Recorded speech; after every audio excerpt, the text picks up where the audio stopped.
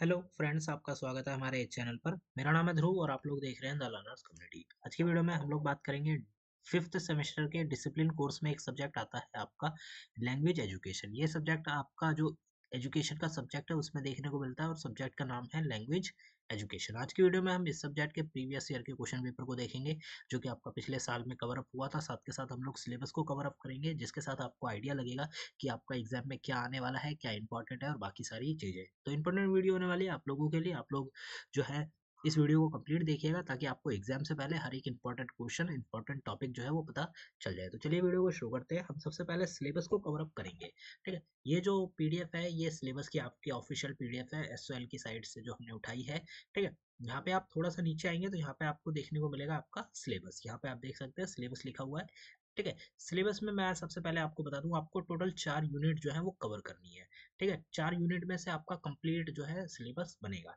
इसमें बात करें यूनिट नंबर 1 में आपको पढ़ना है जनरल इंट्रोडक्शन टू लैंग्वेज, मतलब जो लैंग्वेज है उसका जनरल इंट्रोडक्शन, मतलब बेसिक बेसिक जो डिटेल होती है लैंग्वेज से रिलेटेड वो सारी चीज़ें, जैसे it's meaning, component and function, language में क्या क्या होता है, उसका लैंग्वेज का मतलब क्या है, उसमें कंपोनेंट क्या क्या होते हैं, उसमें फंक्शन क्या क्या होता है, ये सारी चीज़ें।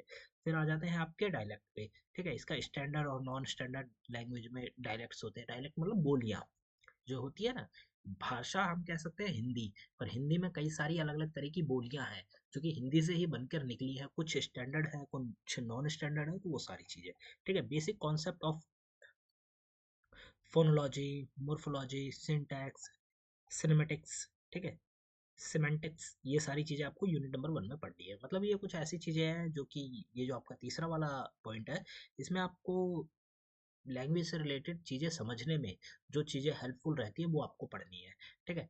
फिर आपका यूनिट नंबर 2 आ जाता है जिसमें लैंग्वेज एक्विजिशंस एंड लर्निंग, ये सारी चीज़ें आती है। लैंग्वेज एक्विजिशन एंड लर्निंग, इसमें आपको लैंग्वेज एंड थॉट के बारे में, मतलब किसी भाषा और उसमें उस भाषा के थ्रू हम लोग किस प्रकार से सोच सकते हैं वो सारी चीज़ें, ठीक है। Second, first and second language acquisition, जैसे कि कृष्ण चौपया, चौमासिया या फिर Vygotsky on language acquisition, relevance of their views and language teacher. ये क्या है, ये दो व्यक्ति हैं जिनके लैंग्वेजेस के ऊपर आप कह सकते हैं आपको व्यूज पढ़ने हैं इनसे रिलेटेड, मतलब ये थ्योरिस्ट है जिन्होंने थ्योरी दी है लैंग्वेज से रिलेटेड, वो सारी चीज आपको पढ़नी है।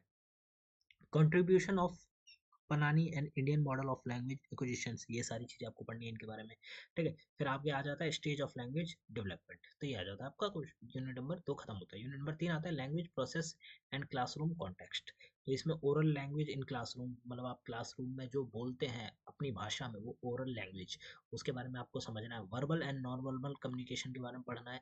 लर्निंग टू रीड कम्प्रीहेंड के बारे में पढ़ना है। और teaching to listening, teaching of listening writing, ये सारी चीज़ आपको पढ़नी है। लिसनिंग एंड राइटिंग ये आपको पढ़नी है। लास्ट यूनिट आ जाता है यूनिट नंबर 4 जिसका नाम है लैंग्वेज एंड सोसाइटी, जिसमें आपको पढ़ना है क्रिटिसाइजिंग मदर लैंग्वेज, ठीक है, sorry, characterising mother language, first language, second language, bilingual and multi language, multi in language, ठीक है। तो ये सारी चीज़ें पढ़नी है। मतलब बिलिंगुअल का मतलब होता है दो लैंग्वेज जानने वाला, और मल्टी जो लिंगुअल्स का मतलब होता है, इसका मतलब होता है कि एक व्यक्ति जो कि एक से ज़्यादा लैंग्वेज जानता है, मतलब दो से ज़्यादा जानता है, सॉरी, ठीक है, दो से ज़्यादा, मतलब उसको हिंदी, इंग्लिश, मराठी, या फिर हम कहें हिंदी, इंग्लिश, रशियन, जापानीज, ये सारी चीज़ आती है, वो व्यक्ति हो जाता है, ठीक है।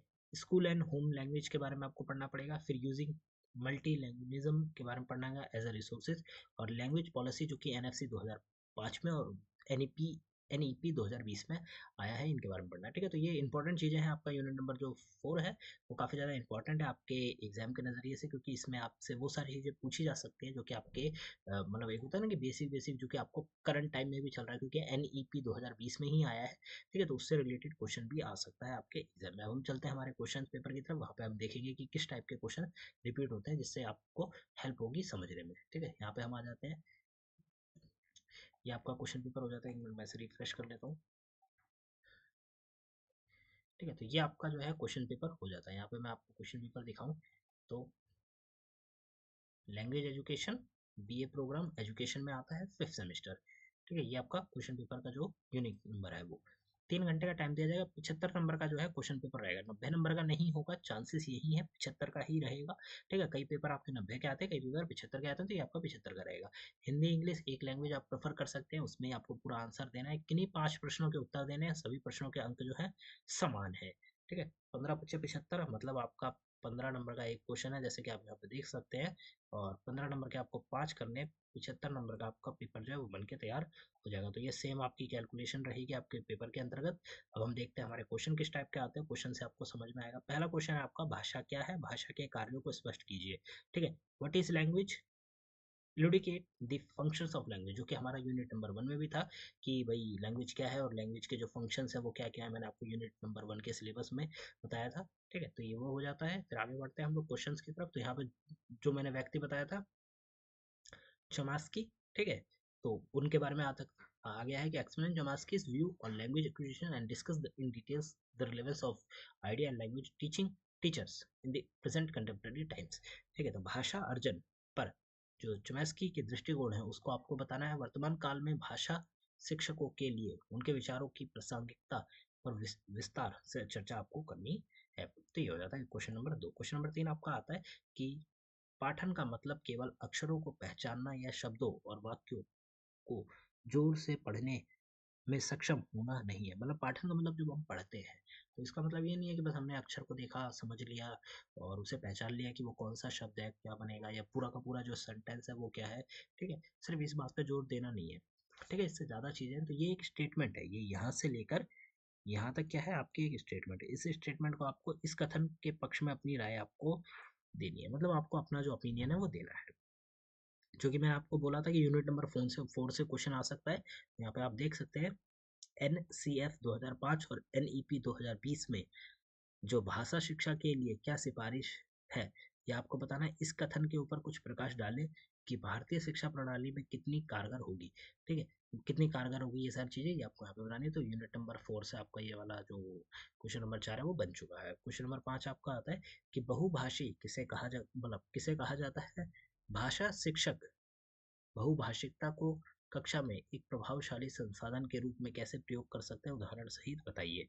ठीक है, जो मल्टीलिंगुअल है, मतलब एक व्यक्ति जिसको बहुत सारी भाषाएं आती है, ठीक है, मतलब उसे किसे कहा जाता है।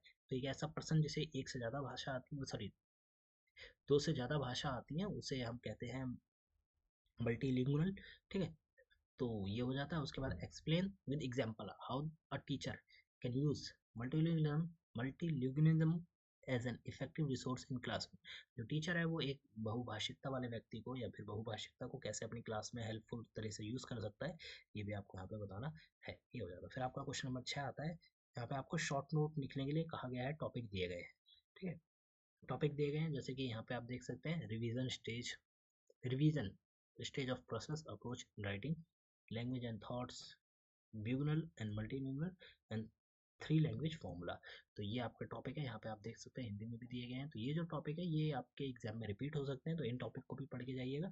आपको यहाँ पे 2 टॉपिक के ऊपर आंसर लिखना है। ठीक है, आपका हर एक टॉपिक यहाँ पे 7.5 नंबर का है, 2 टॉपिक आपको करने, 15 नंबर का आपका पेपर का ये वाला क्वेश्चन बन जाता है। ठीक है, तो यहाँ पे आपके जितने भी क्वेश्चन थे मैंने आपको बताया, जितने भी इंपॉर्टेंट क्वेश्चन है ये सारे के सारे इनको प्रिपेयर करके जाइएगा। साथ के साथ आप लोग हमारे साथ जुड़ सकते हैं। आपका कोई और डाउट है इस सब्जेक्ट से रिलेटेड, आप लोग हमसे पूछ सकते हैं। डिस्क्रिप्शन बॉक्स में हमारे टेलीग्राम का लिंक मिल जाएगा, जहाँ से आप जाइए, हमसे जुड़िए, हम आपका जो भी डाउट है हमसे डायरेक्टली पूछिए, हम आपकी हेल्प करेंगे। और 5th सेमेस्टर के कई सब्जेक्ट्स के नोट्स हमने आपको प्रोवाइड करा दिए हैं, डिस्क्रिप्शन बॉक्स में लिंक मिल जाएगी, चेकआउट जरूर करिएगा। मिलते हैं अगली वीडियो में। Thanks for visiting on my channel.